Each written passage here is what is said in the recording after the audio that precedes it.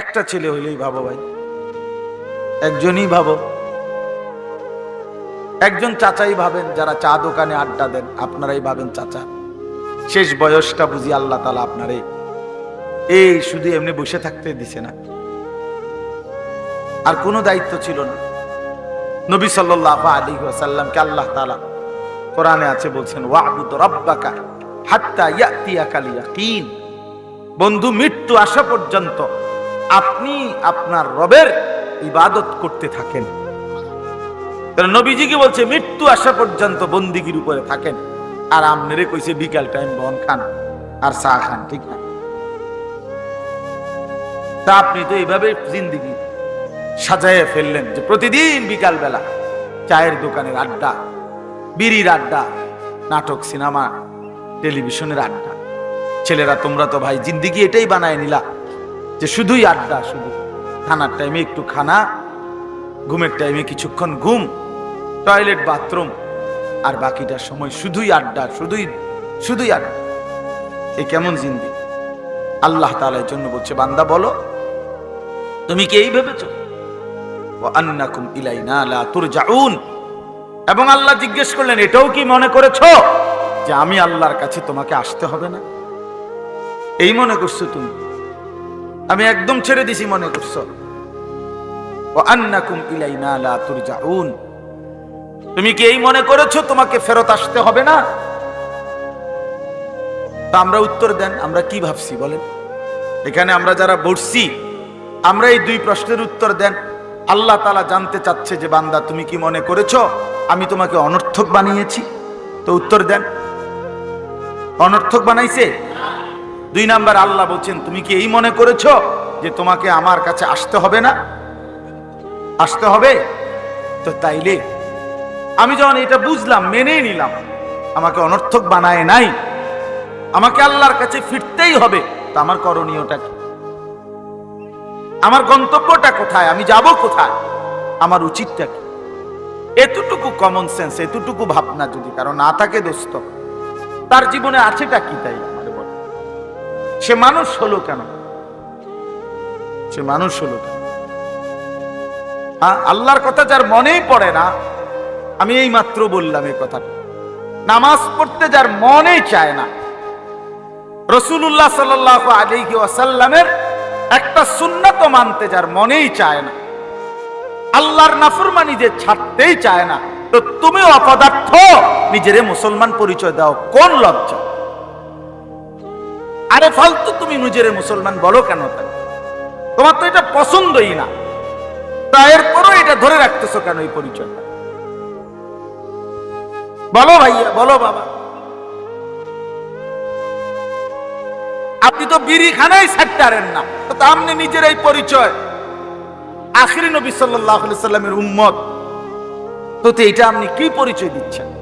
তিনি কিংবা তার কোন অনুসারী এই দুর্গন্ধের সাথে কোনো সম্পর্ক ছিল কি? কথা বলেন না কেন? তো তা আপনার যে সম্পর্ক, তিনি মৃত্যু পর্যন্ত পবিত্র ছিলেন, তিনি মৃত্যু পর্যন্ত পবিত্র ছিলেন। প্রিয় নবী সাল্লাল্লাহু আলাইহি ওয়াসাল্লাম যখন হাঁটতেন তো পুরা রাস্তাটা মেশক আম্বরের ঘ্রাণ হয়ে যাইত। সাহাবায়ে কেরাম অপেক্ষা করতেন দেহ মুবারকের ঘাম শিশিয়ার বোতলের মধ্যে রাখার জন্য, মেশকের ঘ্রাণ হিসাবে ব্যবহারের জন্য। যিনি এত সুন্দর, এত পবিত্র, যিনি এতটা সুঘ্রাণওয়ালা, তার সামনে এই দুর্গন্ধময় মুখে কেমনে দাঁড়াবেন?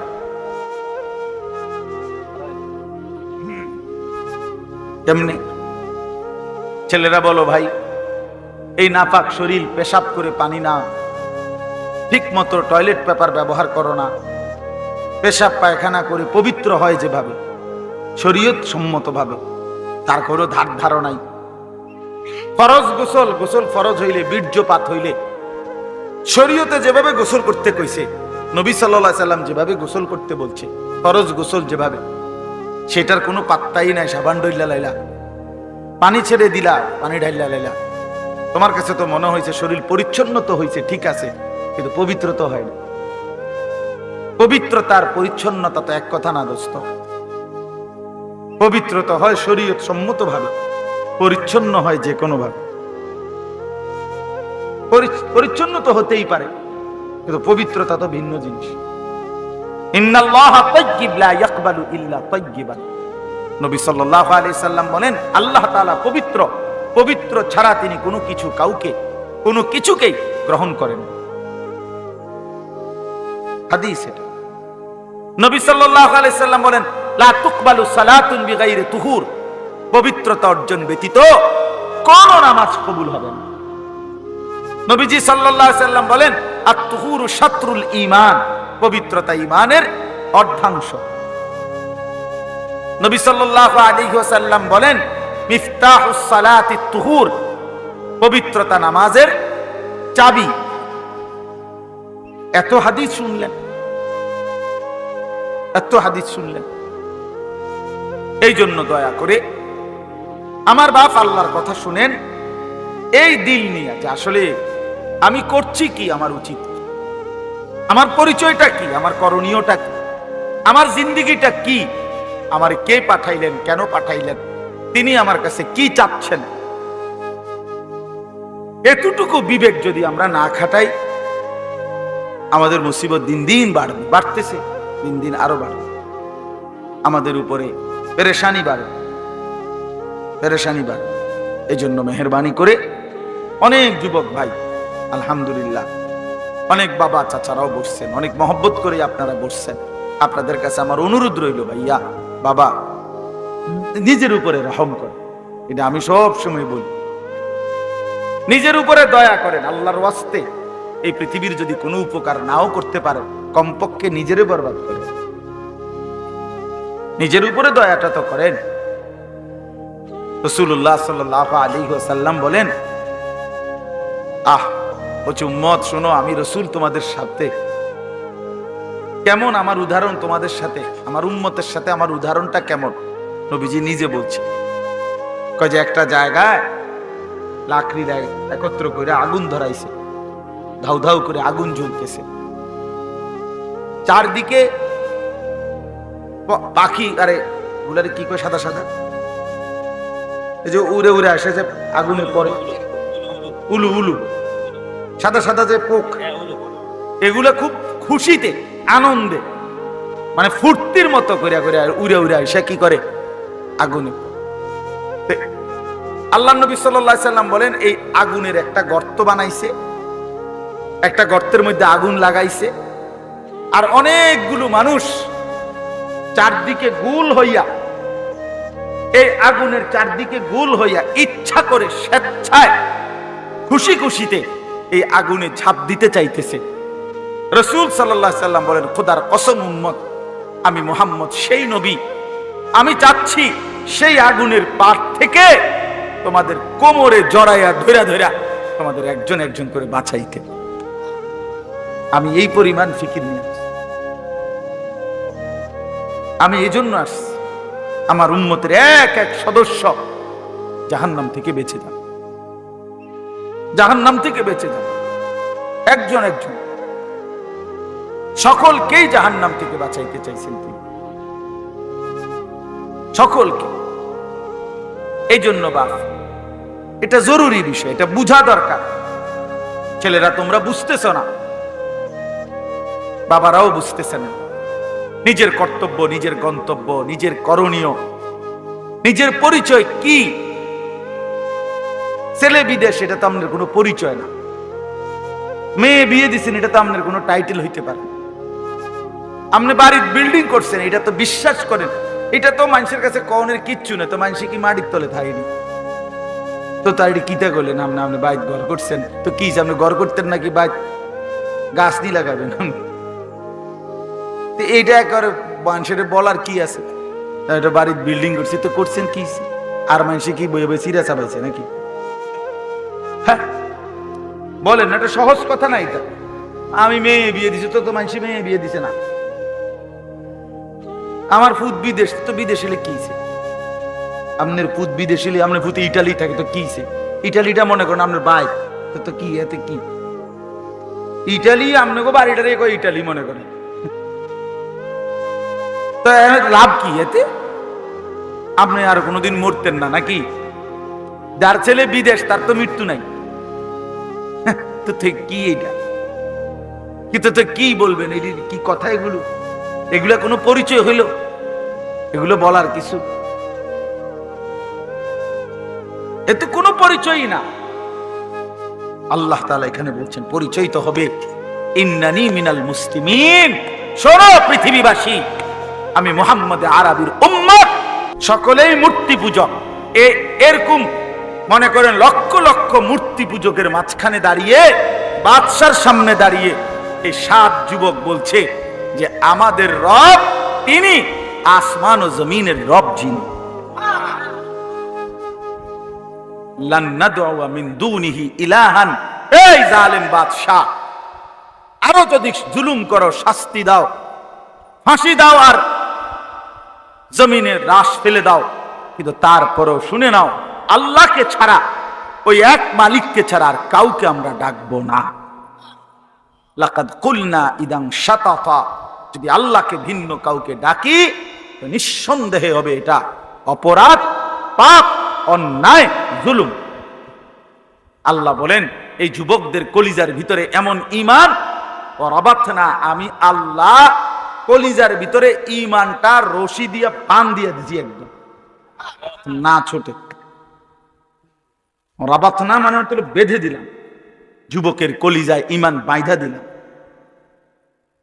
আমার মনে আছে ছোটবেলা একবার আমার বড় বোনের বাচ্চা হইছে, তো বাচ্চা হইছে, আর আমার নানার বাড়ির থেকে আমার মা, আমরা দেশে কয়ের কিরম কুড়া কয়গুলার গোল গোল চাউলের দিয়া দিয়ে বানায়, যে বাচ্চা হইলে মেয়ের বাড়ি পাঠায়। আপনাদের দেশে আছে এগুলা? ডেকচির মধ্যে কইরা এরম গোল গোল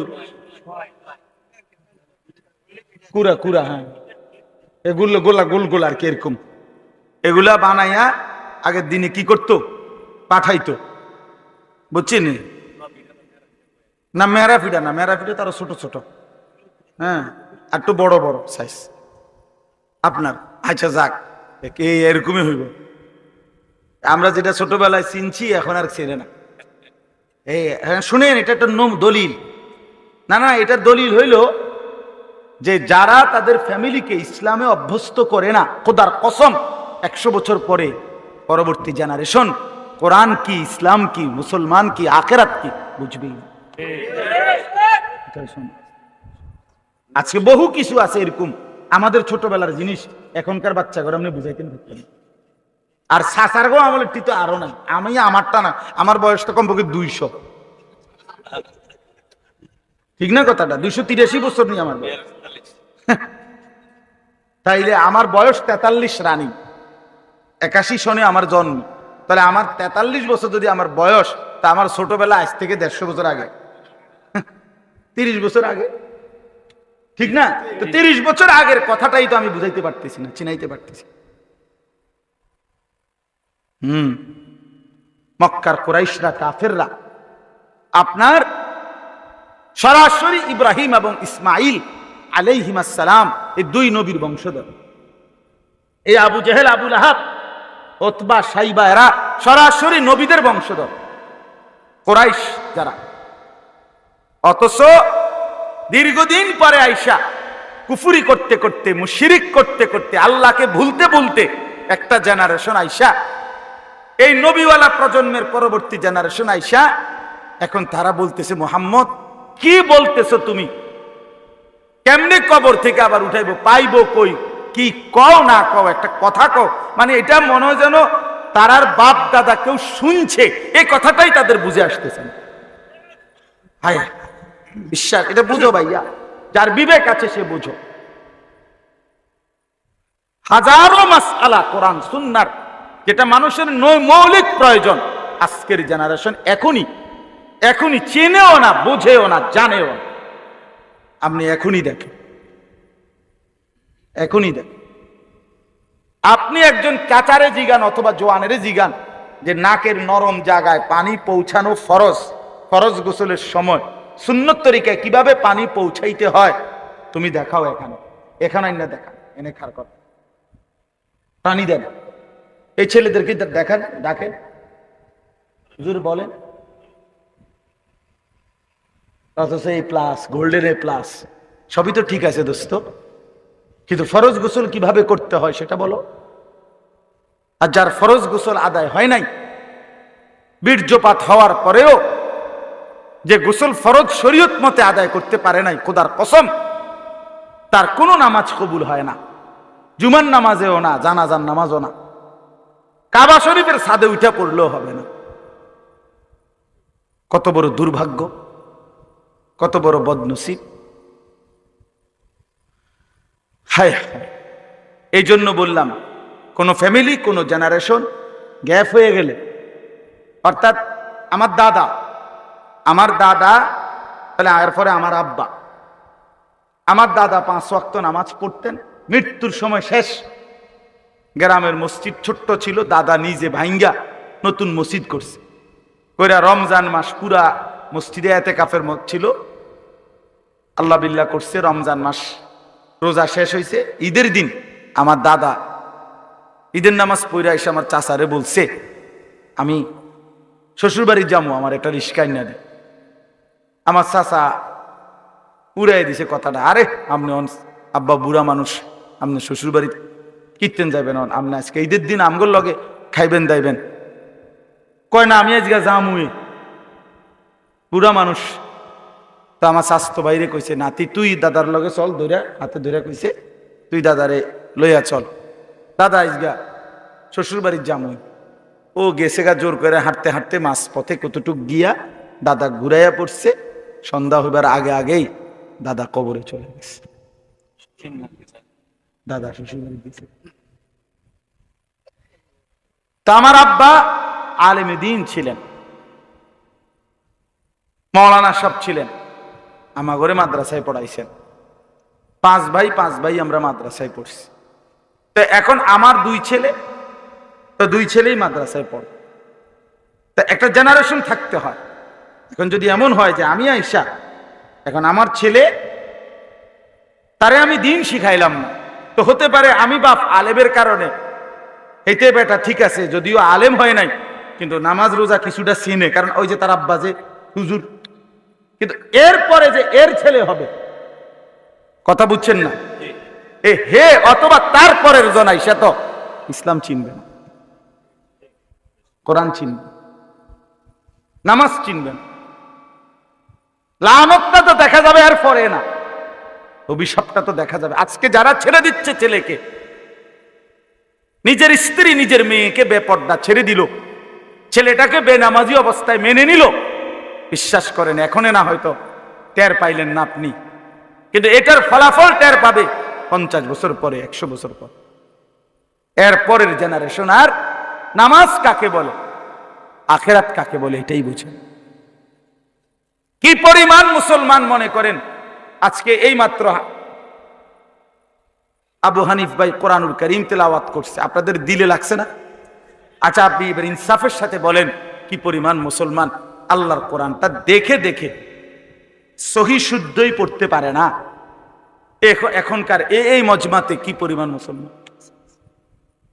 বেশি হবে, বেশি হবে, এখানে পড়তে পারে না শুদ্ধ। আমাগো এই মাদ্রাসার নুরানির বাচ্চা যারা, তারা ইন্টারভিউ নেবে, আমরা বাদ, আমরা গুড়া ফোলা পাইন যেগুলা, এরা ইন্টারভিউ নিবে, কি পরিমাণ পারে না কোরআন।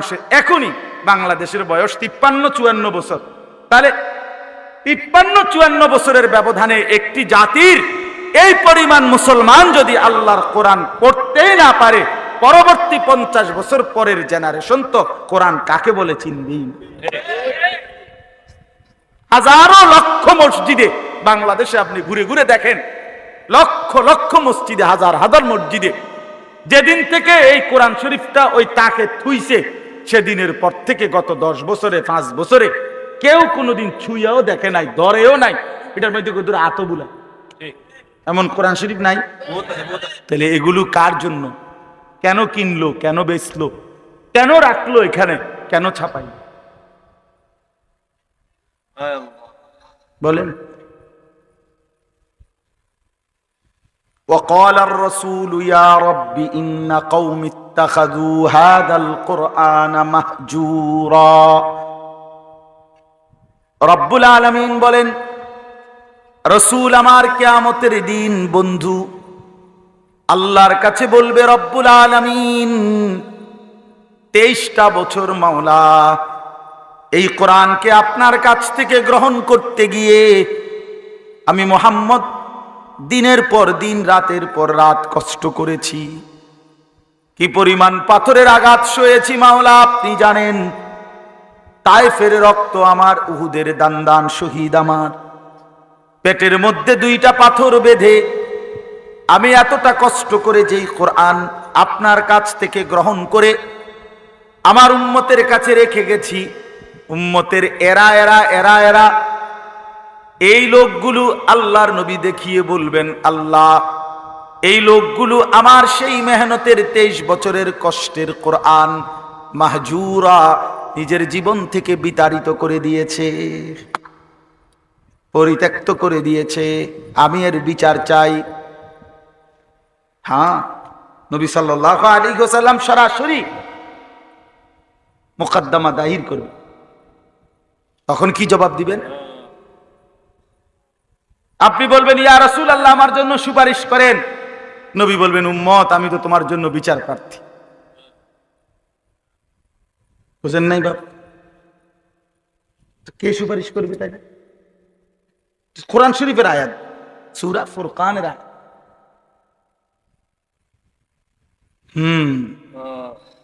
এজন্য দয়া করে নিজের উপরে দয়া করেন, নিজের উপরে মেহেরবানি করেন, রহম করেন নিজের উপর। ওই কথাটা থেকে চলে গেছিলাম। তো আমি আমার বোনের জন্য, বোনের বাচ্চা হয়েছে, মা এইরকম গোল গোল পিঠা, লাড়ু আরি লাড়ু, লাড়ুর মতো এগুলা বানায় দিছে ডেকচির মধ্যে, এরকম বড় ডেকচি। তা আমার ছোট মামা আমার খুব আদর করতেন, আলহাজ মুজিবুর রহমান আমার মামার নাম, মুজিব মামা, ছোট মামা আমাগো। এই মামা এটারে ডেকচিটারে সাইকেলের পিছনে রশি দিয়া এমন টাইট করে বাঁধ দিয়ে দিছে। তো আমার এখনো মনে হইল আমি ওই সাইকেল দিয়ে যাওয়ার সময় উঁচা রাস্তা, নিচে অনেক নিচে ক্ষেত, মাটি কাইটা রাস্তা বাঁধছে অনেক উঁচা করে, ঘটনাচক্রে আমি পড়ে গেছি। পইরা যাওয়ানোর পরে এই সাইকেল সহ গৈরেতে গৈরেতে একদম নিচে, সাইকেলও পড়ছে আমিও পড়ছি। তো পইরা ব্যথাও পাইছি। উইটা সাইকেল যখন উইটা সোজা করাইছি নিচে খেতে আর কি, কিন্তু দেখলাম সাইকেলের ক্ষতি হয়েছে, মাগর ওই যে ডেকচিটা এমন বান দিছে মামু আমার, এটা এক সুতা লড়ে না, যেমনের ডেকছি এমনি আছে, কিচ্ছু হয় না, মানে বানটা এমন টাইট বান দিছে। এই কথাটা আসলে ওই বলতেছিলাম আর কি। আল্লাহ বলছেন, ওয়ারাবাতনা আলা কুলুবিহিম, আমি যুবকের কলিজার ভিতরে ঈমানকে এভাবে শক্ত করে বেঁধে দিলাম যে গোটা জাতি বেঈমান, কিন্তু মুমিন ঈমান যুবকের এক ডাক যে সারা পৃথিবী উল্টে যাক, আমি আল্লাহকেই ডাক, এর নাম নওজুয়ান।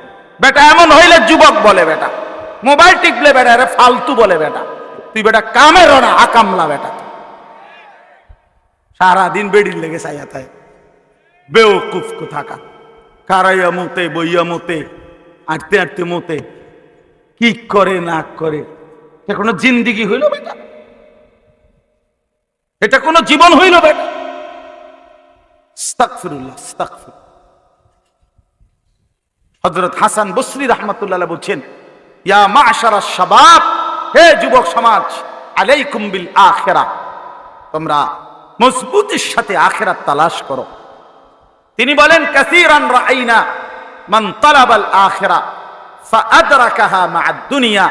উনি বলেন, কসম শুনো হে যুবক, আমি অসংখ্য যুবককে দেখেছি যারা যৌবনকালে আখিরাত তালাশ করছে, আল্লাহ তাদেরকে দুনিয়াও মিলায়া দিছে।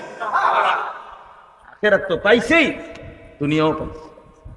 ওয়া মা রাআইনা আহাদান মান তালাবাদ দুনিয়া ফাআদরাকাহা মা'আল আখিরাহ, কিন্তু আমি এমন একজনকেও দেখি নাই যে শুধু দুনিয়া চাইছে কিন্তু আখিরাত তো সাথে পাইছে, এমন একজনও হয় না। আর দুনিয়াও আল্লাহ তাআলার ফয়সালার ব্যতিক্রম, সে কিছুই পায়নি। চাইছে তো দুনিয়া অনেক কিছু, কিন্তু আল্লাহ যে দুনিয়া যা চায় তা দেয়। কথা বলেন না কেন? আমরা প্রত্যেকেই দুনিয়া যে যা চাই, আমাদের যখন যা মন চায় দুনিয়া তাই আল্লাহ দেয় নাকি? তাইলে এটা তো জান্নাত। যখন যা মন চায় তা দিবে যেই জায়গায়, সেই জায়গার নাম কি? তো এখানে এটা হবে। তো তাইলে আমার আপনার কত পরিমাণ প্রত্যাশা, পরিকল্পনা, চাওয়া পূরণ হয় নাই, এটাই বেশি পূরণ হই না চাইতে। জীবনের কত কিছু চাইছি আমরা, কিন্তু তার অধিকাংশই কি অপূরণ। তাইলে আমি তো চোখে দেখতেছি প্রতিদিন যে আমার আল্লাহর ফয়সালাই কার্যকর হয়। যা করে আল্লাহই করে, আল্লাহই করে, আল্লাহই করে, আল্লাহই করে বন্ধু। আমি যা দেখি তাও আল্লাহর হাতে, আমি যা দেখি না তাও আল্লাহ। মাখলুক কিছুই করে না, কেউ কিছু করে না, করে যা আল্লাহই করে। নবী সাল্লাল্লাহু আলাইহি সাল্লাম ওনার চাচাতো ভাই আব্দুল্লাহ ইবনে আব্বাস রাদিয়াল্লাহু তাআলা আনহুমাকে বলছে, ওয়া আলাম আন্নাল উম্মাতা লাউ ইজতামাআত আলা আন ইয়ানফাউকা বিশাইইন লাম ইয়ানফাউকা ইল্লা বিশাইইন কাদ কাতাবাহু আল্লাহু লাক। শোনো, গোটা পৃথিবী মিলে যদি সিদ্ধান্ত নেয় তোমার একটা উপকার করবে, নবী বলেন করতে পারবে না, কেবল তোমার সেই উপকারটাই হবে যেটা আল্লাহ তোমার জন্য লিখে রেখেছেন। সবাই মিলে যদি সিদ্ধান্ত নেয় তোমার একটা ক্ষতি করবে, মুসিবতে ফেলবে, আল্লাহর নবী বলেন কোন মুসিবতে ফেলতে পারবে না, কেবল সেই মুসিবতটাই আসবে যেটা আল্লাহ তোমার জন্য লিখে রেখেছেন। অতএব আমরা যদি আল্লাহর দিকে ফিরে আসি, নিজেও যদি ফিরি ভাইয়া, মানুষকেও যদি আল্লাহর দিকে ফিরাইতে চেষ্টা করি, বিশ্বাস করে এটার চাইতে দামি, এটার চাইতে সুন্দর আর কোনো কাজ হইতে পারে। ওই মানুষটাই সবচেয়ে সুন্দর যে নিজেকেও সাজিয়ে তোলে আর বাকি মানুষদেরকেও আল্লাহর দিকে ডাকে, আল্লাহর দিকে ডাকে। এবার আমার এই আয়াতটার তর্জমা আর একটু শুনেন, তাইলে আমার কথা।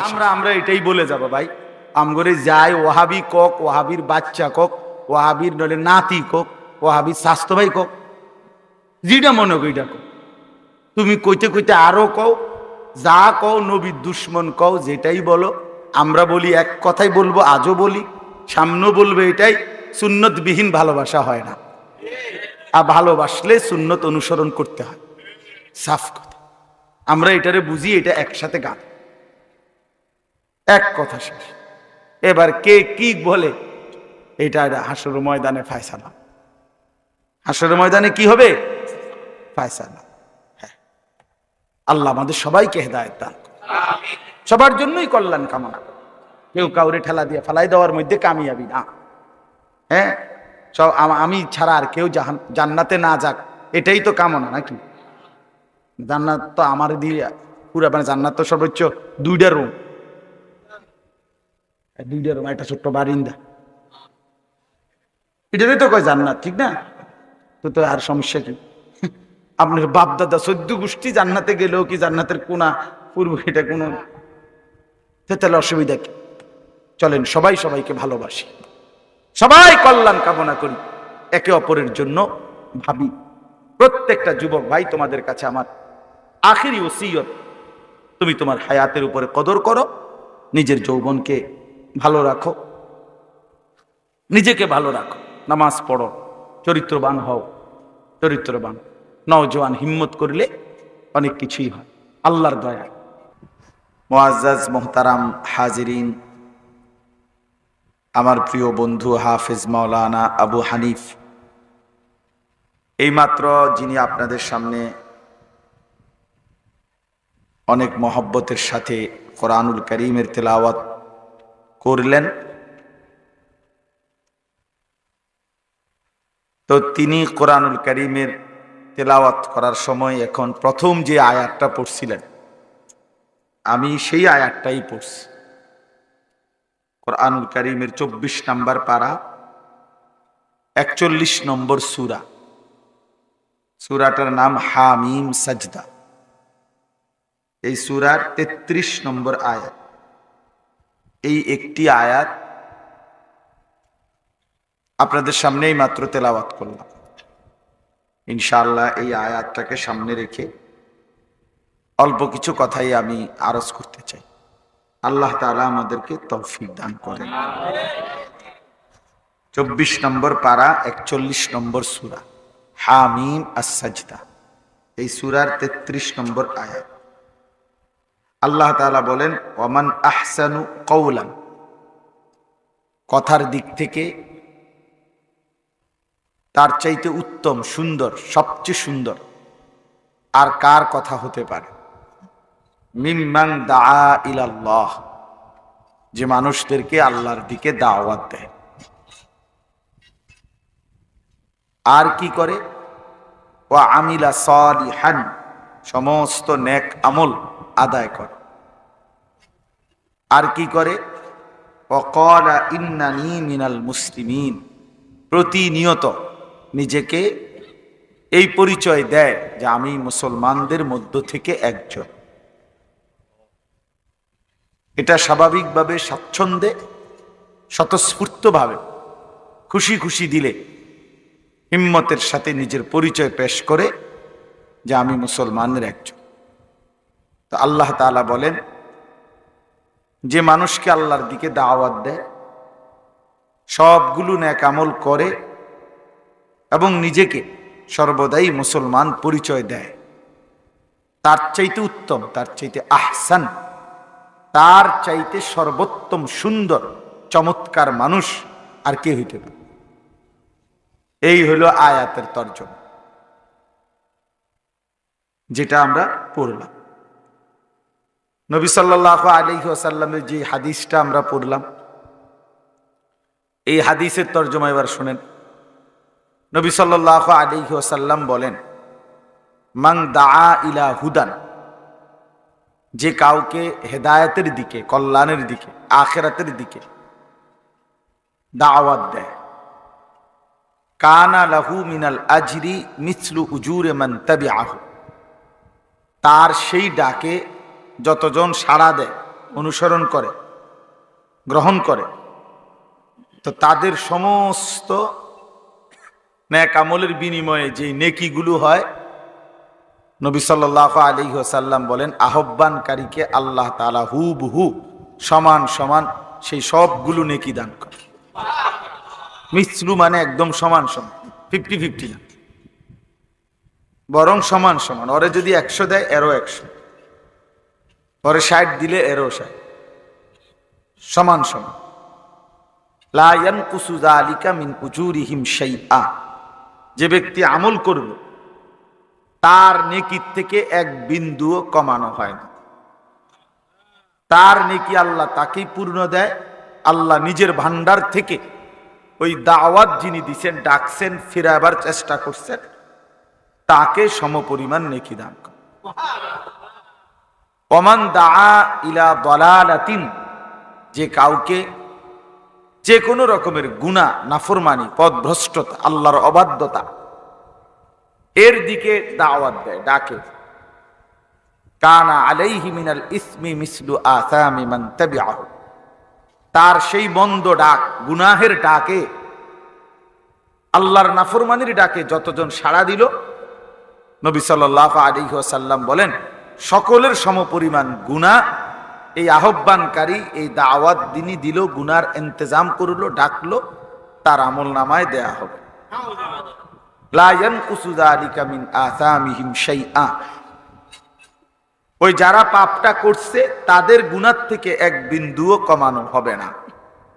নাউযুবিল্লাহ। এই তরজমা শেষ, হাদিসের অর্থ শেষ।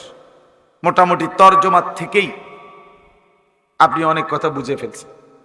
বুঝছেন না? কি বলেন? যে কেউ যদি কাউকে কল্যাণের দিকে, নেকের দিকে, আল্লাহর ইবাদতের দিকে, বন্দেগীর দিকে, আখিরাতের দিকে, নিজের কর্তব্য করণীয়র দিকে ডাকে, দাওয়াত দেয়, আল্লাহ তাআলা তার ডাকে যদি কেউ সাড়া দেয়, একজন হোক আর 1000 জন হোক কিংবা লাখো জন হোক, তো সকলের সমপরিমাণ নেকি আল্লাহ তাআলা এই ব্যক্তিকে দান করে। ঠিক হুবহু গুনার দিকে, নাচ গান, গান বাদ্য, অশ্লীলতা, বেহায়াপনা, নাটক, সিনেমা, অসভ্যতা, নোংরামি, যুবক হোক, বৃদ্ধ হোক, নারী হোক, পুরুষ হোক, যে যাকে গুনার দিকে ডাকলো, তার ডাকে যতজন সাড়া দিল, একজন নারী নাচবে, তো সেজন্য সবাইকে ডাকলো যে আমার নাচ দেখতে আসেন। তো তো যত পুরুষ আসলো তাদের সকলের যে পরিমাণ গুনাহ হলো, ওই অসভ্যা, ওই নোংরা নারী, বেহায়া, তার আমল নামার মধ্যেও এই সমস্ত নাফরমান যেগুলা দেখলো তাদের সমপরিমাণ গুনাহ। এরকম সব কিছু, এরকম সব। তো এই হলো হাদিসের তর্জমা। এইবার আমরা অল্প কয়েকটা কথা এটার ব্যাখ্যায় শুনি, তাইলে আমার কথা শেষ। সবার কাছে অনুরোধ, মনোযোগ দিলে ভালো হবে, মেহেরবানি করে আমারও উপকার হবে, আপনাদেরও উপকার হবে। আল্লাহর কথা শুনলেই লাভ, বললেই লাভ, আল্লাহর কথা বুঝতে পারলেই লাভ। যে দিল আল্লাহর কথা বোঝে, আল্লাহ তাআলা বলছে এটাই মূলত দিল। যে দিলে আল্লাহর কথা উপলব্ধি হয় না, আল্লাহ বলছে এটা আসলে কোনো দিলে না, এ আসলে কিছুই বোঝে না। লাহুম কুলুবুল লা ইয়াফকাহুনা বিহা, যে কান আল্লাহর কথা শুনে না, আল্লাহ তাআলা সরাসরি বলছে আসলে এটা কোনো কানে না, এ কিছুই শোনে না। বাকি কোনো কথা যে শুনে, এগুলা কোনো কথাই না, কথাই না। লাহুম আযানুন লা ইয়াসমাউনা বিহা। আর যেই চোখ আল্লাহর ইবাদত, আল্লাহর বন্দিগি, আল্লাহর হুকুম, আল্লাহর কুদরত এটা দেখে না, যেই চোখে, তা আল্লাহ তাআলা বলেন সেই চোখ যেন কিছুই দেখে না, সেই চোখ কিছুই দেখে না। ওই যে বাকি যে দুনিয়া দেখে মনে হয় যেন অন্ধ অন্ধ। ওই এখন আমার কাছে ছোট বাচ্চা, একেবারে ছোট কোলের বাচ্চা নিয়ে আসছে, যে কি সুন্দর ফুটফুটে বাচ্চা, যে কোনো মানুষ দেখলে মায়া লাগে। তো বাচ্চাটা নাকি চোখে দেখে না। এই যে এখন আমারে বললো ফু দিতে, কি পরিমাণ কলিজাটা মোসরা দিল যে হায়, আমি আজ 43 বছর ধরে দেখি মাসুম বাচ্চা, সে ছোট্ট এই মানুষ, সে মালিকের এই পৃথিবী দেখে না। তো এই জন্য বললাম, আল্লাহ তাআলা বলেন যে দিল আল্লাহকে বোঝে না, সেটা মনো দিল না। যে কান আল্লাহর কথা শোনে না, সে কোনো কানে না। যে চোখ আল্লাহর কুদরত দেখে না, সেটা মূলত চোখই না। তো এ কি তাইলে? আমরা দেখি সে শোনে, আমরা দেখি তো সে কত কিছু দেখে, আমরা কত কিছু বুঝে। আল্লাহ বলেন এই যা বুঝতেছে, শুনতেছে, দেখতেছে, আল্লাহরে বাদ দিয়া, আখেরাতকে বাদ দিয়া, তো এইটা একটা জানোয়ারে দেখতেছে। সরাসরি কোরআন না, আল্লাহ বলছেন এটা মূলত যা বুঝে, যা শোনে, যা দেখে, আল্লাহকে বাদ দিয়া, আখেরাতকে বাদ দিয়ে, তো এইটা একটা জানোয়ার, চতুষ্পদ জন্তু। উলাইকা কাল আনআম, এটা একটা 4 ঠ্যাংওয়ালা জানোয়ার। তোমরা দেখছো এটা 2 ঠ্যাং, আল্লাহ বলে না, এটা 4 ঠ্যাং। সাফ কথা। এর চাইতে জ্বলন্ত আয়াত আর কি হইতে পারে? এর চাইতে বড় সতর্কতা আর কি হইতে পারে? আল্লাহ তাআলা বলছেন অন্তরে আল্লাহর কথাই আসে না, যা আখিরাতের উপলব্ধি আসে না, এটা চতুষ্পদ জন্তু। কানে আল্লাহর কথাই শুনে না, এতবার আজান দেয়, এতবার, এতগুলো মাইক, এতগুলো মসজিদ, আশপাশে যদি 10টা মসজিদ থেকে একসাথে আজান হয়, প্রতি মসজিদে যদি 4টা করে হরনও থাকে, 40টা হরন, 40টা হরন এনে লাগাইলে কি অবস্থা হইব? কম কথা, এটা বিরাট মাহফিল। তাইলে এতগুলো হরন থেকে আওয়াজ হয়, সে তার কানে এটা মুঠেই ঢোকে না। ফজর, জোহর, আসর, মাগরিব, ইশা। তো আল্লাহ তাআলা বলেন এটা আসলে একটা জানোয়ার। সরাসরি কোরআন, এটা একটা চতুষ্পদ জন্তু।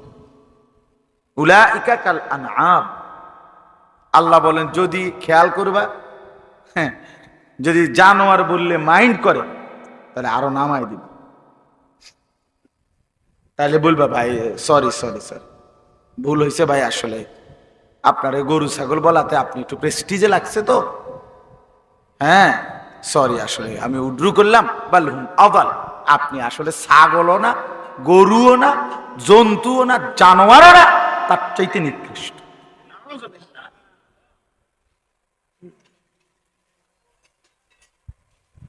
তার চাইতে নিকৃষ্ট।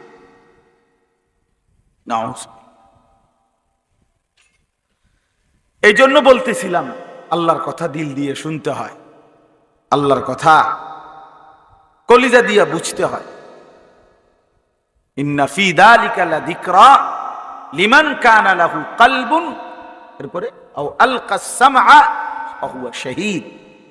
তিন জিনিস একসাথে করে যে আল্লাহ তাআলা বলেছেন, দিল, চোখ, কান। চোখ, কান, দিল। দিল খোলা, চোখও খোলা, কানও খোলা, তাকায় আছে যিনি বলতেছেন তার দিকে, কান দিয়ে মনোযোগ দিয়ে শুনতেছে, অন্তরটা খুলে রাখছে, উপলব্ধি করতেছে।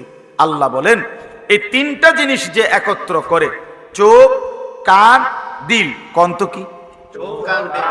তা আল্লাহ বলেন ইন্না ফি যালিকা লাযিকরা, নিশ্চয় ওই ব্যক্তির জন্য, ওই মানুষগুলোর জন্য এই কোরআন পুরাটাই নসিহত, পুরাটাই উপদেশ। তার জিন্দেগি বদলাবেই বদলাবে, বদলাবেই বদলাবে। এই জন্য ওই যে তুমি যে চোখের সামনে মোবাইলটা ধরে রাখছো, তোমার দিয়ে কোনো কাম হইতো না, তুমি এটাই আলগি দিয়ে ধরে রাখবে। তোমার জিন্দিগি যাইবই এটা ধরে থাকা। তোমার এই ইবলিসে একটা কাম ধরাইয়া দিছে যে তুমি তো একটা আকামলা মানুষ, তো তোমার একটা কাম দিলাম, ধর এটা ধরে রাখ। বুঝেন নাই? তুমি তার নিজের জন্য কিছু দরকার নাই, তুমি যা কিছু পারো মোবাইলটারে জমা রাখো, এটার ভিতরে ঢুকাও, এটার ভিতরে যত কিছু দিবা, তোমার ফেসবুক আব্বা খুশি হবে, তোমার ইউটিউব আব্বা খুশি হবে। হ্যাঁ, তারাই তোমার বাপ, তারাই তোমার পরম প্রিয়। তাদেরকে কিছু দেখাইতে পারলে, জমাইতে পারলে তাদের কাছে, তাইলেই তোমার জীবনের সার্থকতা। হ্যাঁ, বুঝেন? এখানে দিলেরই বা দরকার কি, কানের বা দরকার কি, চোখের বা দরকার, চোখের বা দরকার, আফসুসের ব্যাপার। এই জন্য ভাইয়া আল্লাহর কথা চোখ দিয়ে শুনতে হয়, মানে তাকাইয়া। কান দিয়ে শুনতে হয়, মানে কান খাড়া করে, দিল খোলা রেখে গ্রহণ করার মানসিকতা থাকতে, গ্রহণ করার মানসিকতা থাকে। গাদ্দার হইলে হয় না, মানসিকতাই যদি না হয় ভাইয়া, আল্লাহ তাআলা হেদায়েত দেন। ওয়াহদি ইলাইহি মান ইউনিব, কোরআনে আল্লাহ বলেন যে আল্লাহর দিকে ঝুঁকে আসে, আল্লাহ তাআলা নিজে আগায়া তাকে হেদায়েত দিয়ে থাকে। মান ইউনিব মানে হলো ইনাবাত, মানে ঝুঁকে আসা। তো ঝুঁকে আসবে কদ্দুর? আল্লাহ বলছেন তুমি আসবা 1 বিঘত, আমি আসবো 1 হাত। তুমি আসবা 1 হাত, আমি আসবো 2 হাত। তুমি আসবে হাঁটতে হাঁটতে, আমি আসবো দৌড়তে দৌড়তে। হ্যাঁ, তুমি আসবা রাতে গুনাহ নিয়ে, আমি রাতেই আসবো মাগফিরাত নিয়ে। ইন আতাইতানি লাইলান আতাইতুকা লাইলান, রাতে আসলে রাতেই মাফ, দিনে আসলে দিনেই মাফ। ওয়া ইন আতাইতানি নাহারান আতাইতুকা নাহারা, বান্দা যখন আসবা তখনই মাফ। আমি আছি সারাক্ষণ, তুমি চোখের পানি ফেলে আমারে ডাক দিও, আমি পেছনটা সব মাফ করে দেব। ইয়া বনা আদম লাউ বালাগাত যুনুবুকা আনানাস সামা সুম্মা ইস্তাগফারতানি গাফারতু লাকা ওয়ালা উবালি। আল্লাহ তাআলা হাদিসে কুদসিতে বলেন, হে বনি আদম, তোমার গুনাহ যদি আসমান পর্যন্ত পৌঁছে যায়, তারপরেও যদি তুমি তওবা করে পিছনের গুনাহ ছেড়ে দিয়ে আর করবা না, ওয়াদা দিয়ে লজ্জিত হয়ে আমার কাছে মাফ চাও, আমি ওয়াদা দিলাম আমি 1 সেকেন্ডের পরোয়া করব না, 1 মিনিট ভাববার জন্য সময় নেব না, তৎক্ষণাৎ আমি তোমাকে মাফ করে দেব। ওয়ালা উবালি, কোনো পরোয়া নাই। আমি দেরি করব না, শুনানি হবে না, কোনো আমেলে শুনানি হবে, তারপরে মামলার রায় হবে না, নগদ ফয়সালা। তুমি আসবা যখন, আমি আসবো তখন। তুমি আসবা গুনাহ নিয়ে ইস্তেগফার করতে, আমি আসবো মাগফিরাত নিয়ে তোমাকে মাফ করতে। এই জন্য জওয়ান ভাইয়া, বাপরা, সবার এটা বোঝা উচিত, বোঝা উচিত। জিন্দেগি শুধুই শুধুই কাটবে, রাতের কোনো স্টেশন নাই, দিনের কোনো স্টেশন নাই, কোনো পূব নাই, পশ্চিম নাই, উত্তর নাই, দক্ষিণ নাই।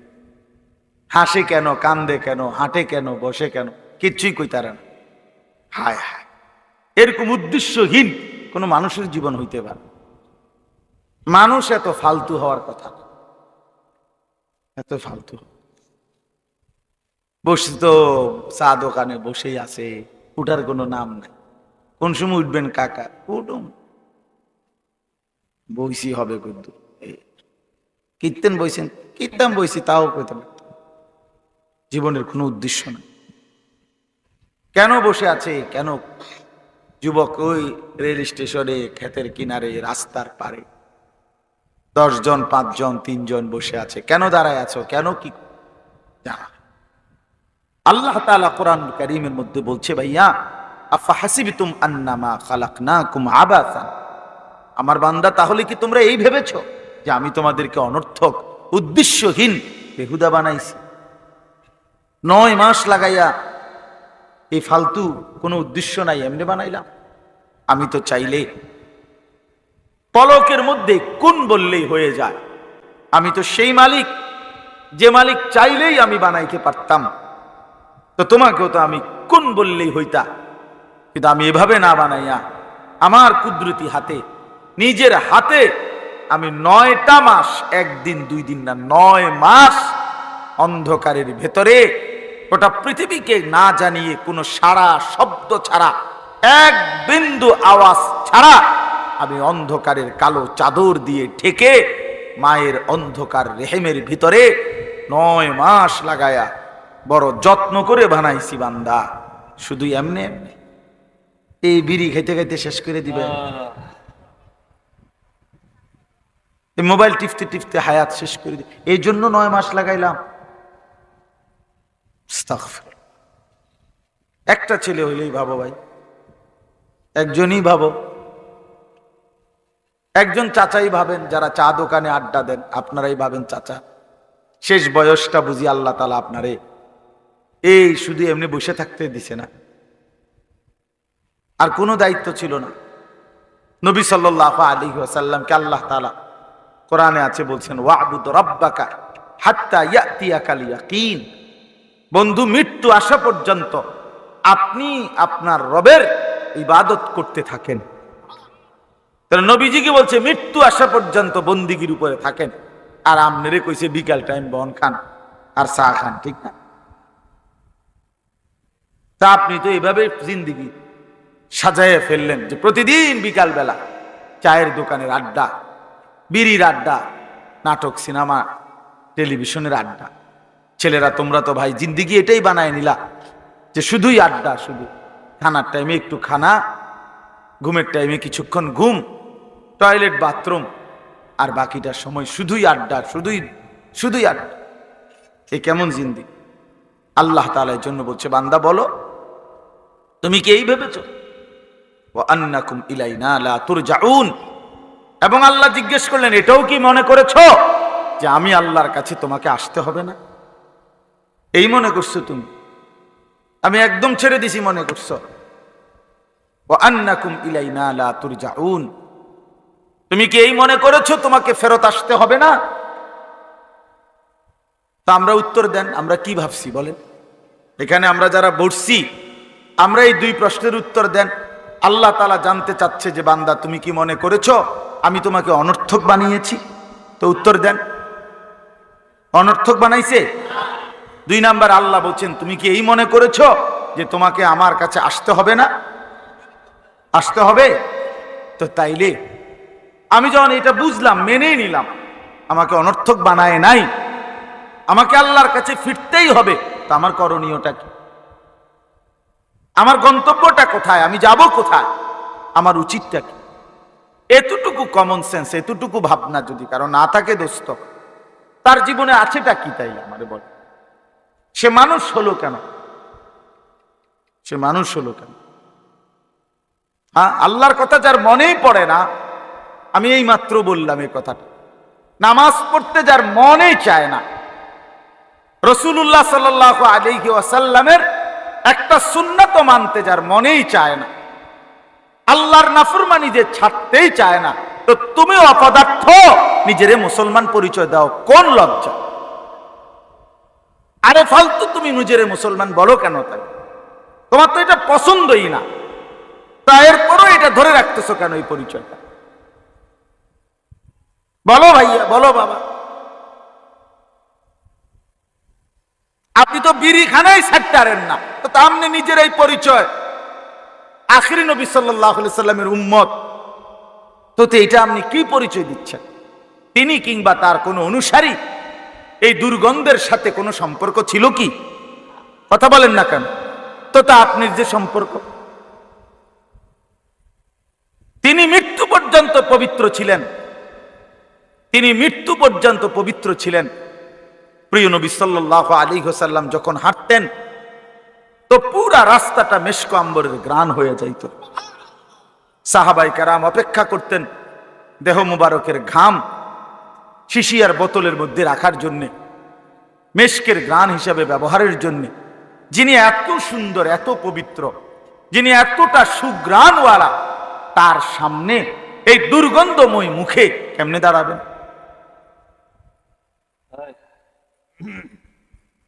কেমনে? ছেলেরা বলো ভাই, এই নাপাক শরীর পেশাব করে পানি না, ঠিক মতো টয়লেট পেপার ব্যবহার করো না, পেশাব পায়খানা করে পবিত্র হয় যেভাবে শরীয়ত সম্মতভাবে, তার কোনো ধারণাই। ফরজ গোসল, গোসল ফরজ হইলে, বীর্যপাত হইলে শরীয়তে যেভাবে গোসল করতে কইছে, নবী সাল্লাল্লাহু আলাইহি সাল্লাম যেভাবে গোসল করতে বলছে, ফরজ গোসল যেভাবে, সেটার কোনো পাত্তাই নাই। সাবান ডইল্লা লাইলা, পানি ছেড়ে দিলা, পানি ঢাইল্লা লাইলা, তোমার কাছে তো মনে হয়েছে শরীর পরিচ্ছন্ন তো হয়েছে, ঠিক আছে, কিন্তু পবিত্র তো হয় না। পবিত্রতার পরিচ্ছন্নতা তো এক কথা না দোস্ত। পবিত্রতা হয় শরীয়ত সম্মত ভাবে, পরিচ্ছন্ন হয় যে কোনো ভাবে। পরিচ্ছন্ন তো হতেই পারে, কিন্তু পবিত্রতা তো ভিন্ন জিনিস। ইন্নাল্লাহা তাইয়্যিব লা ইয়াকবালু ইল্লা তাইয়্যিবান। নবী সাল্লাল্লাহু আলাইহি সাল্লাম বলেন, আল্লাহ তাআলা পবিত্র, পবিত্র ছাড়া তিনি কোনো কিছু, কাউকে, কোনো কিছুকেই গ্রহণ করেন। হাদিস এটা। নবী সাল্লাল্লাহু আলাইহি সাল্লাম বলেন, লা তুকবালু সালাতুন বিগাইরি তুহুর। পবিত্রতা অর্জন ব্যতীত কোন নামাজ কবুল হবে না। নবীজি সাল্লাল্লাহু আলাইহি সাল্লাম বলেন, আত-তুহুরু শাতরুল ঈমান। পবিত্রতা ঈমানের অর্ধাংশ। নবী সাল্লাল্লাহু আলাইহি ওয়াসাল্লাম বলেন, মিফতাহুস সালাতি তুহুর। পবিত্রতা নামাজের চাবি। এত হাদিস শুনলেন, এত হাদিস শুনলেন। এই জন্য দয়া করে আমার বাপ আল্লাহর কথা শুনেন, এই দিল নিয়ে যে আসলে আমি করছি কি, আমার উচিত কি, আমার পরিচয়টা কি, আমার করণীয়টা কি, আমার জিন্দেগিটা কি, আমার কে পাঠাইলেন, কেন পাঠাইলেন, তিনি আমার কাছে কি চাচ্ছেন, এতটুকু বিবেক যদি আমরা না খাটাই, আমাদের মুসিবত দিন দিন বাড়বে, বাড়তেছে, দিন দিন আরো বাড়বে। আমাদের উপরে পেরেশানি বাড়বে, পেরেশানি বাড়বে। এই জন্য মেহেরবানি করে অনেক যুবক ভাই, আলহামদুলিল্লাহ, অনেক বাবা চাচারাও বসছেন, অনেক মহব্বত করে আপনারা বসছেন। আপনাদের কাছে আমার অনুরোধ রইল, ভাইয়া, বাবা, নিজের উপরে রহম করেন। এটা আমি সব সময় বলি, নিজের উপরে দয়া করেন। আল্লাহর ওয়াস্তে এই পৃথিবীর যদি কোনো উপকার নাও করতে পারেন, কমপক্ষে নিজেরে বরবাদ করেন, নিজের উপরে দয়াটা তো করেন। রাসূলুল্লাহ সাল্লাল্লাহু আলাইহি ওয়াসাল্লাম বলেন, বলছে উম্মত শোনো, আমি রসুল তোমাদের সাথে কেমন, আমার উদাহরণ তোমাদের সাথে, আমার উম্মতের সাথে আমার উদাহরণটা কেমন, নবীজি নিজে বলছে। কয় যে একটা জায়গায় লাকড়ি একত্র করে আগুন ধরাইছে, ধাউ ধাউ করে আগুন জ্বলতেছে, চারদিকে পাখি, আরে গুলারে কি কয়, সাদা সাদা, এই যে উড়ে উড়ে আসে যে আগুনে পড়ে, উলু উলু, সাদা সাদা যে পোক, এগুলা খুব খুশিতে আনন্দে মানে ফুর্তির মতো করিয়া করিয়া উড়ে উড়ে আসে কি করে, আগুনে পড়ে। আল্লাহ নবী সাল্লাল্লাহু আলাইহি সাল্লাম বলেন, এই আগুনের একটা গর্ত বানাইছে, একটা গর্তের মধ্যে আগুন লাগাইছে, আর অনেকগুলো মানুষ চারদিকে গোল হইয়া, এই আগুনের চারদিকে গোল হইয়া ইচ্ছা করে স্বেচ্ছায় খুশি খুশিতে এই আগুনে ঝাঁপ দিতে চাইতেছে। রাসূল সাল্লাল্লাহু আলাইহি সাল্লাম বলেন, খোদার কসম উম্মত, আমি মুহাম্মদ সেই নবী, আমি চাচ্ছি সেই আগুনের পার থেকে তোমাদের কোমরে জড়াইয়া ধইরা ধইরা তোমাদের একজন একজন করে বাঁচাইতে। আমি এই পরিমাণ ফিকির নিয়ে আসছি, আমি এই জন্য আসছি আমার উম্মতের এক এক সদস্য জাহান্নাম থেকে বেঁচে যান, জাহান্নাম থেকে বেঁচে যান, একজন একজন সকলকেই জাহান্নাম থেকে বাঁচাইতে চাইছেন তিনি, সকলকে। এই জন্য বাপ, এটা জরুরি বিষয়, এটা বুঝা দরকার। ছেলেরা তোমরা বুঝতেছ না, বাবারাও বুঝতেছেন না। নিজের কর্তব্য, নিজের গন্তব্য, নিজের করণীয়, নিজের পরিচয় কি। ছেলে বিদেশ, এটা তো আপনার কোনো পরিচয় না। মেয়ে বিয়ে দিচ্ছেন, এটা তো আপনার কোনো টাইটেল হইতে পারে না। আপনি বাড়ির বিল্ডিং করছেন, এটা তো বিশ্বাস করেন, এটা তো মানুষের কাছে কনের কিচ্ছু না। তো মানুষ কি মাটির তলে থাইনি, তো তার কিতা করলেন আপনি, আপনি বাইক ঘর করছেন, তো কি আপনি ঘর করতেন নাকি বাইক গাছ নি লাগাবেন? তো এইটা একবার মানুষের বলার কি আছে? এটা বাড়ির বিল্ডিং করছি, তো করছেন কি? আর মানুষ কি বয়ে বয়ে চিরা চাবাইছে নাকি? হ্যাঁ বলেন না, এটা সহজ কথা না। এটা আমি মেয়ে বিয়ে দিছি, তো মানুষ মেয়ে বিয়ে দিছে না। আমার ফুট বিদেশ, তো বিদেশ এলে কি? আপনার ফুট বিদেশ এলে, আপনার ফুটে ইটালি থাকে, তো কি? ইটালিটা মনে করেন আপনার বাইক, তো তো কি এতে কি? ইটালি আপনাকে বাড়িটারে ইটালি মনে করেন, তো লাভ কি এতে? আপনি আর কোনোদিন মরতেন না নাকি? যার ছেলে বিদেশ তার তো মৃত্যু নাই। তো কি এইটা কিন্তু, তো কি বলবেন? এই কি কথা এগুলো? এগুলো কোনো পরিচয় হইল? এগুলো বলার কিছু? এ তো কোনো পরিচয়ই না। আল্লাহ তাআলা এখানে বলছেন পরিচয় তো হবে, ইন্নানি মিনাল মুসলিমিন। শোনো পৃথিবীবাসী, আমি মুহাম্মদ আরবির উম্মত, সকলেই মূর্তি পূজক। এরকম মনে করেন লক্ষ লক্ষ মূর্তি পূজকের মাঝখানে দাঁড়িয়ে, বাদশার সামনে দাঁড়িয়ে এই 7 যুবক বলছে যে আমাদের রব তিনি, আসমান ও জমিনের রব যিনি।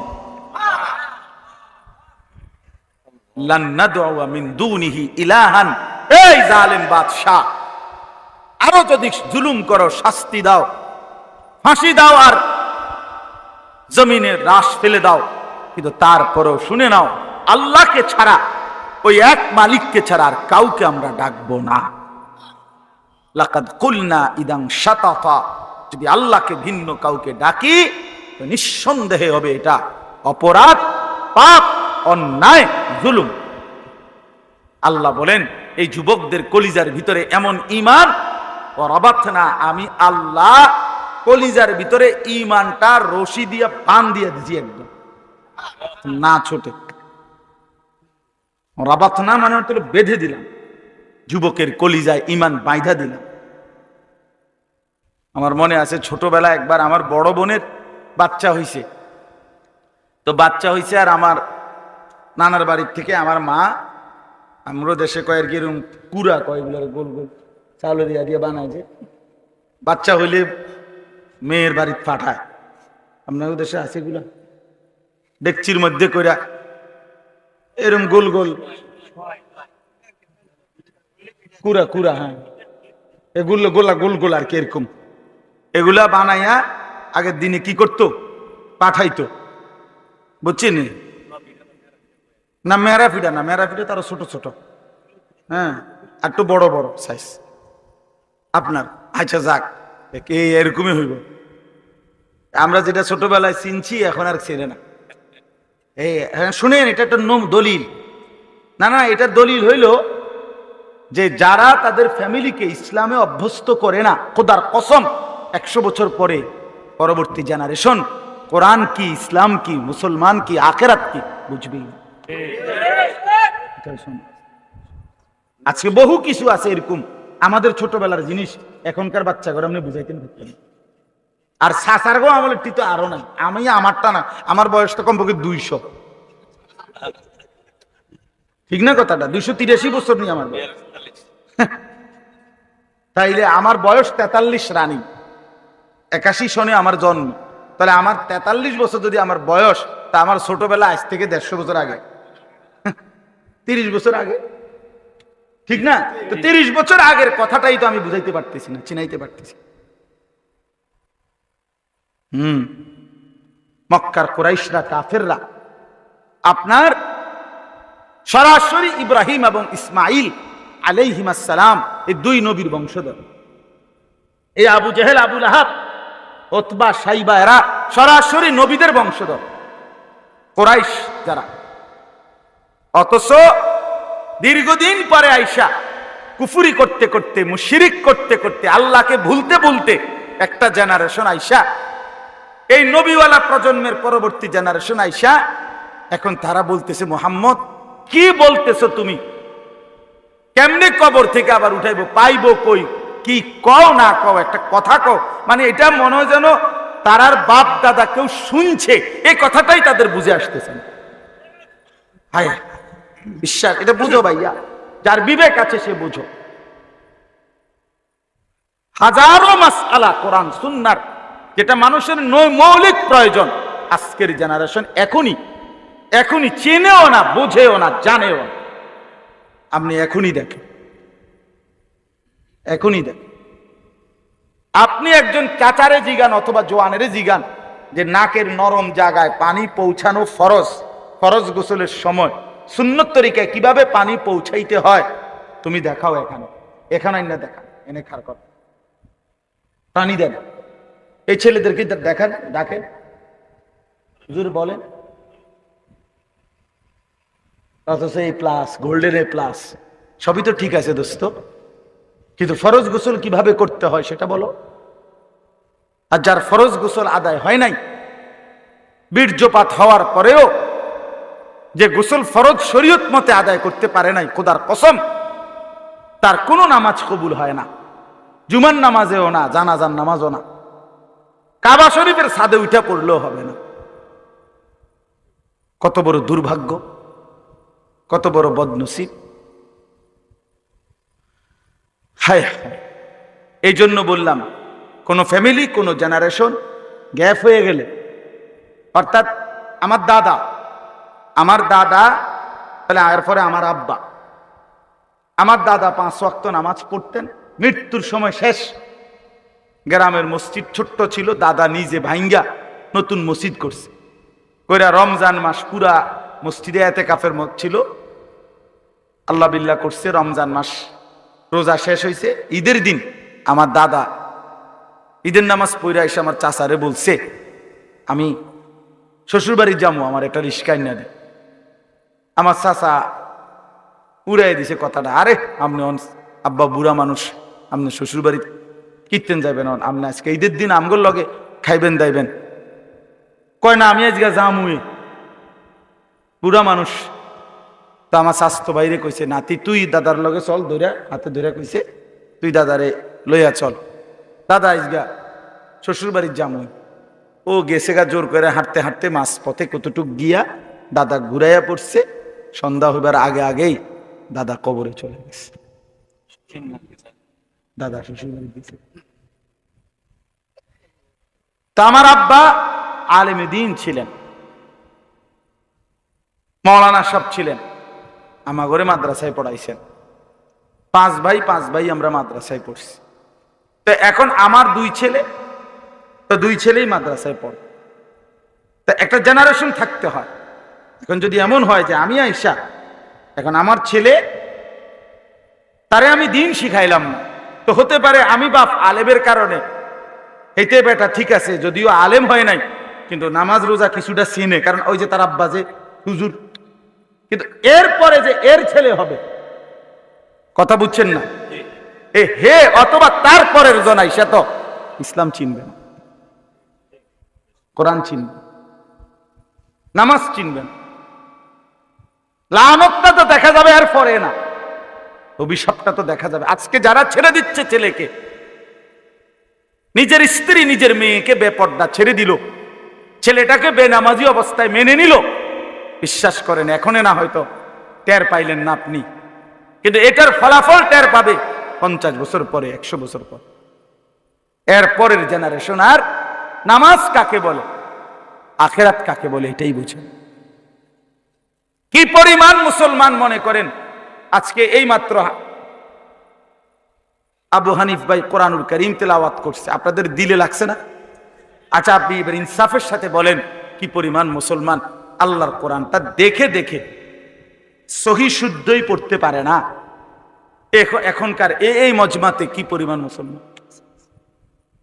বেশি হবে, বেশি হবে, এখানে পড়তে পারে না শুদ্ধ। আমাগো এই মাদ্রাসার নুরানির বাচ্চা যারা, তারা ইন্টারভিউ নেবে, আমরা বাদ, আমরা গুড়া ফোলা পাইন যেগুলা, এরা ইন্টারভিউ নিবে, কি পরিমাণ পারে না কোরআন। সে এখনই বাংলাদেশের বয়স 53-54 বছর, তাহলে 53-54 বছরের ব্যবধানে একটি জাতির এই পরিমাণ মুসলমান যদি আল্লাহর কোরআন পড়তেই না পারে, পরবর্তী 50 বছর পরের জেনারেশন তো কোরআন কাকে বলে চিনবেই।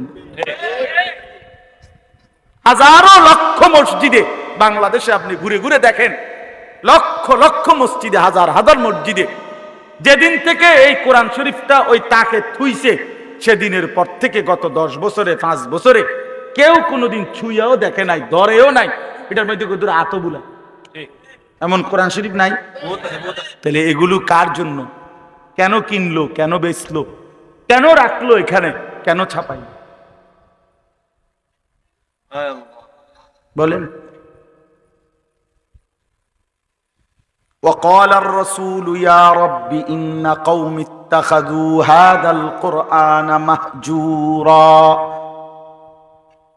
রব্বুল আলামিন বলেন, রসুল আমার কিয়ামতের দিন বন্ধু আল্লাহর কাছে বলবে, রব্বুল আলামিন 23টা বছর মাওলা এই কোরআনকে আপনার কাছ থেকে গ্রহণ করতে গিয়ে আমি মুহাম্মদ দিনের পর দিন, রাতের পর রাত কষ্ট করেছি, কি পরিমাণ পাথরের আঘাত সয়েছি মাওলা আপনি জানেন।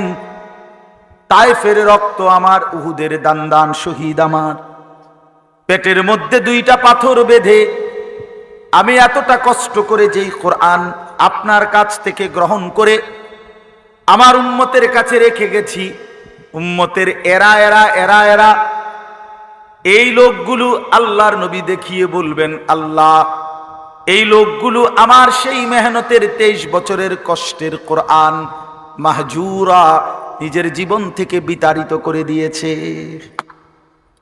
পরিত্যক্ত করে দিয়েছে, আমি এর বিচার চাই।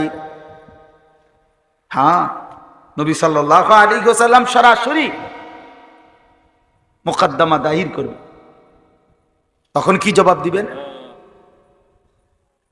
আপনি বলবেন ইয়া রাসূলুল্লাহ আমার জন্য সুপারিশ করেন, নবী বলবেন উম্মত আমি তো তোমার জন্য বিচার প্রার্থী। বুঝেন নাই বাপ? কে সুপারিশ করবে? তাই কোরআন শরীফের আয়াত, সূরা ফুরকানের আয়াত।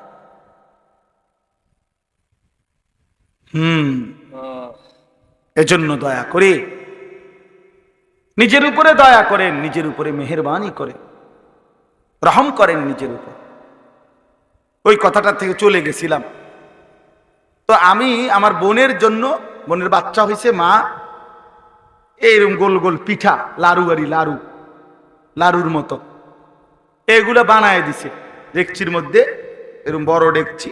তা আমার ছোট মামা আমার খুব আদর করতেন, আলহাজ মুজিবুর রহমান আমার মামার নাম, মুজিব মামা, ছোট মামা আমাগো। এই মামা এটারে ডেকচিডারে সাইকেলের পিছনে রশি দিয়া এমন টাইট করে বাঁধ দিয়ে দিছে। তো আমার এখনো মনে হইল আমি ওই সাইকেল দিয়ে যাওয়ার সময় উঁচা রাস্তা, নিচে অনেক নিচে ক্ষেত, মাটি কাইটা রাস্তা বাঁধছে অনেক উঁচা করে। ঘটনাচক্রে আমি পড়ে গেছি। পইরা যাওয়ানোর পরে এই সাইকেল সহ গৈরেতে গৈরেতে একদম নিচে, সাইকেলও পড়ছে আমিও পড়ছি। তো পইরা ব্যথাও পাইছি। উইটা সাইকেল যখন উইটা সোজা করাইছি নিচে খেতে আর কি, কিন্তু দেখলাম সাইকেলের ক্ষতি হয়েছে, মাগর ওই যে ডেকচিটা এমন বান দিছে মামু আমার, এটা এক সুতা লড়ে না, যেমনের ডেকছি এমনি আছে, কিচ্ছু হয় না, মানে বানটা এমন টাইট বান দিছে। এই কথাটা আসলে ওই বলতেছিলাম আর কি।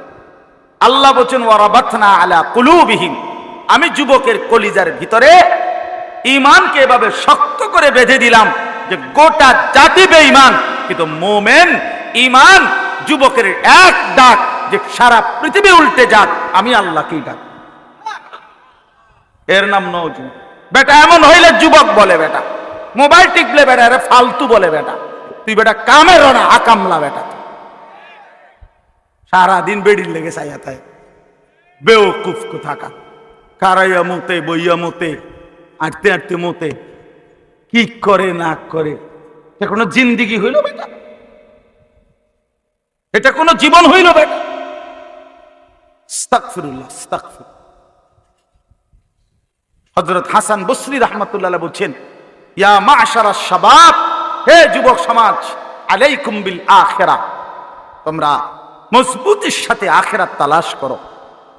তিনি বলেন, কাসীরান রাআইনা মান তালাবাল আখিরাহ ফাআদরাকাহা মা'আদ দুনিয়া।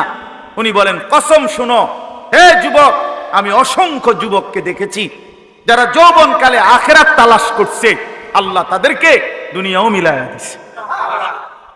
আখিরাত তো পাইছেই, দুনিয়াও পাইছে। ওয়া মা রাআইনা আহাদান মান তালাবাদ দুনিয়া ফাআদরাকাহা মা'আল আখিরাহ, কিন্তু আমি এমন একজনকেও দেখি নাই যে শুধু দুনিয়া চাইছে কিন্তু আখিরাতও সাথে পাইছে, এমন একজনও হয় না।